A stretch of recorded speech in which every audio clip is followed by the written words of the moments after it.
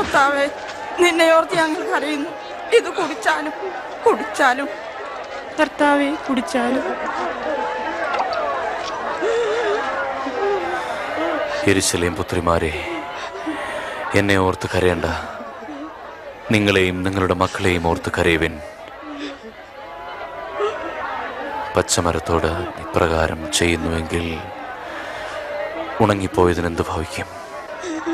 ദൈവം നിന്നെ സഹായിക്കട്ടെ. ഞങ്ങൾ നിനക്ക് വേണ്ടി പ്രാർത്ഥിക്കുന്നു.